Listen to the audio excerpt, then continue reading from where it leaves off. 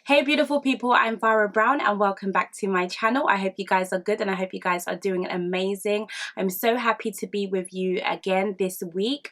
I do want to apologize for not uploading a video on Monday. My laptop, I don't know what's going on with my internet. I was going to say my laptop, but I don't know what's happening with my internet. It's actually my internet's fault. It's actually my network provider, Sky. What's up with you guys? I actually uploaded my video before I left. To be honest, it's so embarrassing to say. I actually uploaded my video this morning around 9 o'clock and it's almost 11:30 p.m. and my video is not uploaded. I don't understand what's going on. So yes, I did try to get a video out to you guys on Monday, but I hope you enjoyed it on Tuesday. But yes, it's Thursday today and I'm so happy to be seeing you guys again so quickly. I just wanted to touch base with you guys actually because I went to an event and it was very, very insightful and I wanted to share with you what I experienced and some of the stories that I heard today. The event that I went to was called The Network and it was regarding social care, and it was basically bringing professionals and people from the community together to have a discussion to talk about what social work or social care rather would look like in the near future. And it was so insightful. You know, we got to hear talks from professionals. We also had people through young people who have been in care and elderly people as well who have been in care, the experience in being in care.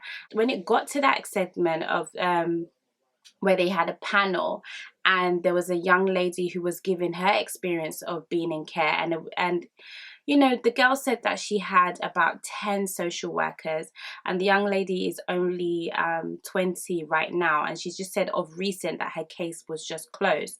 And you know, I don't really want to get into and tell you everything that she said because I believe that, you know, it was a private setting and, you know, I just don't want to go too much into her story. But the girl's been through, and as she was speaking I was just thinking to myself, nah man, we failed her. I know that it wasn't necessarily me that worked on her case or anything like that, but when you hear stories like that as a professional, it's very hard for you to swallow that information. It's a hard pill to swallow because you just automatically say, oh my god, we failed her. You know, I believe social work and social care is it's a body, it's a community. So when one bad thing happens or when something happens that is not right and the child is not protected, the young person is not protected, or the person is neglected, or there's any harm or anything like that, anything to do with safeguarding, and we failed them, you as a professional will feel it. You understand? And I don't feel like you have to be a professional to feel it, but I'm just coming from the professional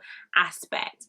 And you know, when she was saying it to me, or to us rather, I was just thinking, Farah, okay, you know, one of the things that she highlighted was that, you know, some of you professionals, you just come with your big folder and your book and you're just ticking, oh yep, I've done this, I've checked this, blah blah blah. And what I was hearing her saying was the approach. Another young lady was saying that sometimes, you know, as a professional, you've not experienced some of the things that, you know, the young person has experienced, which I then questioned and I said, you know what, do you have to, as a professional, have to go through something that you went through in order for you to understand? You know, that's one of the things that young people like argue with us about. You know, I may not necessarily have gone through some of the things that you went through, but I could identify and I could understand, you know, the effects, you know. And one thing which I was so happy about, which one lady mentioned as well, she said, listen to the young people that, you know, as a social worker, you are just at the forefront. There are so many people behind that social worker. Do you understand? And she was saying that, look, it's not her decision. She's the social worker or the professional or whoever you're working with, or the personal advisor, whoever it is that you're in first contact with, is only delivering the message, you understand, and is only telling you what's going on. They're the only person that you will see on a regular basis. You will not see the panel, you will not see the tripart panel, you will not see the placement officers, you will not see people that are in ladder, you will not see necessarily see the IROs. There's so many people, the directors, the assistant directors, the service managers, there's so many people that you will not see, and there's so many people that are behind that social worker making a collective decision, you know.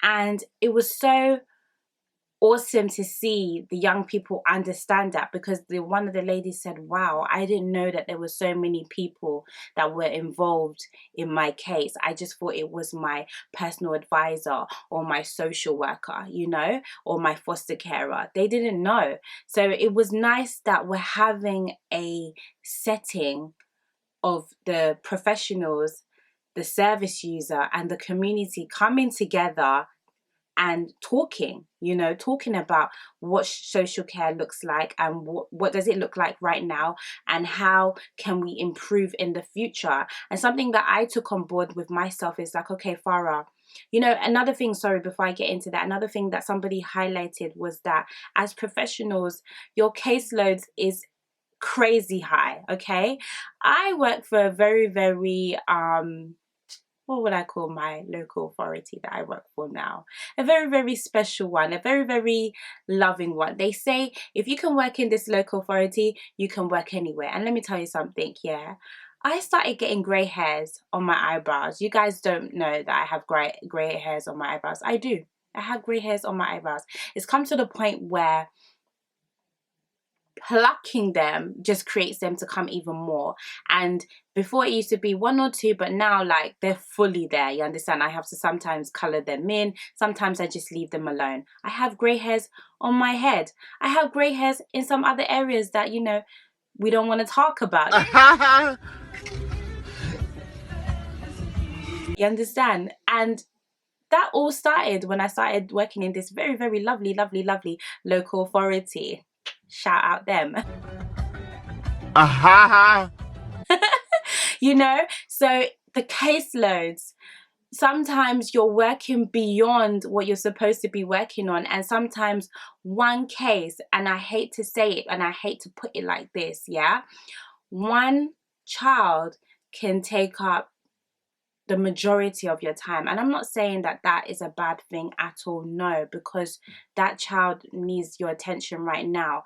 But unconsciously, sometimes when you're dealing with so many high risk cases, somewhere along the line there is going to be an imbalance, you understand, and one other person or one other young person is going to feel neglected somehow. So it was just amazing for the young people to hear that and see things from the professionals' perspective. And it was also amazing for the professionals to hear what the young people were saying. And there was also some people that were like, okay, I really want to get into this field because I want to make a difference. And it was awesome. It was amazing. It was so amazing. And I'm just so proud of my colleague. I'm proud of my friend, because I can call her friend, I believe, because it was a beautiful moment, and it made me question my practice in terms of, okay, Farah, I know you have a passion for young people. I know you love on people so much. But it also made me think about my practice in terms of my approach sometimes now, being more cautious of my approach. Not that I believe that I was being insensitive before, but, you know, just being mindful now that I'm hearing this young person say what she had to say. Another thing that made me so happy was that there was a lovely woman who she's now a LADO officer. I'll put down what LADO means because it's too long to explain. And from how she started is exactly how I started, and you know, what she's talking about is where I am right now. And it just made me think, oh my gosh, like, this is amazing, like, wow. And you know, she said that she started in this field quite late, and I just thought to myself, okay, Farah, there's room for improvement, because I previously recorded a video where I was talking to you guys about saying, you know, I want to change my career, possibly thinking about tapping into things that I've always desired that I wanted to get into, which I still really very much want to do. But just hearing her speak today just made me feel like, oh, Farah, I know you want to tap into your childhood dreams of like acting or possibly singing or presenting or whatever, because y'all know, like, I used to love Angelica Bell. I still do. If you guys don't know her, she was a TV presenter for BBC, CBBC, the children's program, television program on BBC. And yes, is it Angelica Bell or Angela Bassett, one of them? And no, it's Angelica Bell, I believe. Yes. And yeah, the name before she got married. Sorry, I'm just talking to myself. So yeah, I still want to tap into those things and everything like that. And I guess I'm stuck because I know that I've always had a passion for young people. As that woman was speaking, she was saying that, you know, she's always, because what somebody asked her, why are you in the profession that you're in?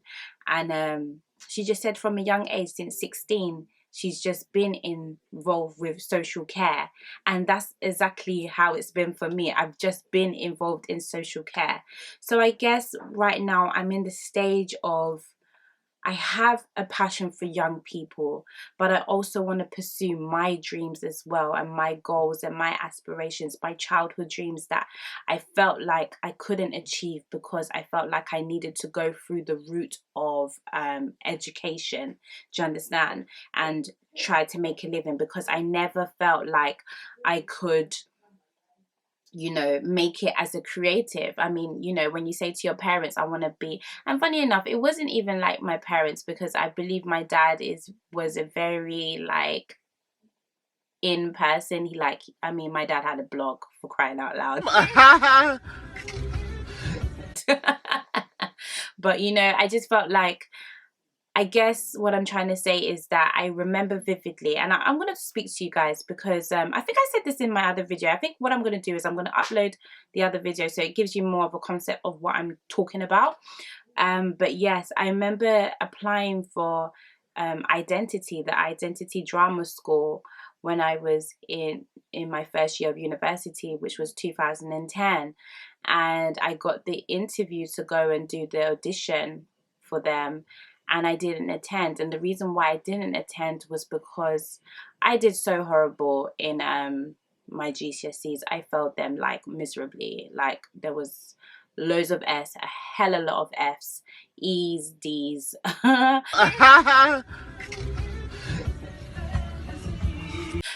You know, the whole lot, yeah. And because I failed, you know, I made it a conscious decision to make sure I do good in college, and I did.